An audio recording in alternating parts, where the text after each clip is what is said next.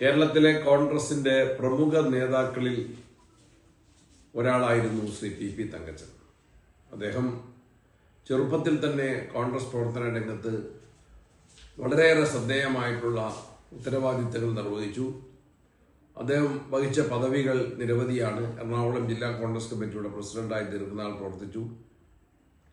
Perumbavoor MLA ആയി പലതവണ വിജയിച്ചു. നിയമസഭാ സ്പീക്കറായി പ്രവർത്തിക്കാൻ അദ്ദേഹത്തിന് അവസരം ലഭിച്ചു. കൃഷി മന്ത്രിയായി അദ്ദേഹം സംസ്ഥാനത്ത് അറിയപ്പെട്ടു.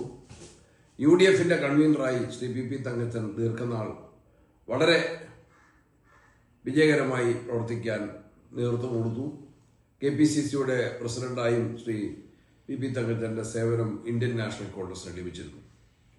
അദ്ദേഹം KPCC പ്രസിഡന്റും UDF കൺവീനറുമായിരുന്നപ്പോൾ അദ്ദേഹത്തിന്റെ കീഴിൽ കണ്ണൂർ ജില്ലാ കോൺഗ്രസ് കമ്മിറ്റി പ്രസിഡന്റായും UDFന്റെ ജില്ലാ ചെയർമാനായും പ്രവർത്തിക്കാൻ സാധിച്ചതിനെ ഓർമ്മിക്കുക.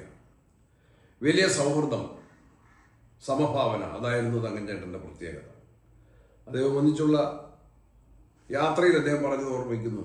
ഒരു നല്ല നിയമജ്ഞൻ കൂടിയായിരുന്നു അദ്ദേഹം. അദ്ദേഹത്തിന് ചെറുപ്പത്തിൽ തന്നെ ടെസ്റ്റ് എഴുതി മുൻസിഫ് സെലക്ഷൻ കിട്ടിയതാണ്. പരീക്ഷ പാസ്സായി, ഇന്റർവ്യൂ വിജയിച്ചു. മുൻസിഫ് സെലക്ഷൻ കിട്ടിയിരുന്നെങ്കിൽ പോലും രാഷ്ട്രീയ പ്രവർത്തനം അവസാനിപ്പിക്കാൻ അദ്ദേഹത്തിന് മനസ്സിലായിരുന്നു. അതുകൊണ്ടാണ് അദ്ദേഹം അത് വേണ്ട, ജോയിൻ ചെയ്യാതെ രാഷ്ട്രീയത്തിൽ വന്നു, പ്രവർത്തിച്ചു, ഉന്നതമായ പദവികൾ അലങ്കരിച്ചു, നല്ല നിലയിൽ പ്രവർത്തിച്ചു. അദ്ദേഹത്തിന് വലിയ ഒരു സൗഹൃദ ബന്ധം കേരളത്തിലുണ്ടായിരുന്നു. ദേശീയ നേതാക്കന്മാരുമായിട്ടുള്ള സൗഹൃദം, UDF കക്ഷികളുമായിട്ടുള്ള നേതാക്കന്മാരുമായിട്ടുള്ള സൗഹൃദം, വലിയൊരു കുടുംബ ബന്ധം, നാട്ടുകാരുമായിട്ടുള്ള വലിയ സ്നേഹബന്ധം, ഇതിന്റെ എല്ലാം ഉടമയായിരുന്നു ശ്രീ PP തങ്കച്ചൻ. അദ്ദേഹത്തിന്റെ വേർപാട് കേരളത്തിലെ കോൺഗ്രസ് പാർട്ടിക്ക്, പൊതുസമൂഹത്തിന് വലിയ നഷ്ടമാണ് ഉണ്ടാക്കിയിട്ടുള്ളത്. ആ വേർപാടിൽ KPCCയുടെ അഗാധമായിട്ടുള്ള ദുഃഖം ഞാൻ അറിയിക്കുകയാണ്.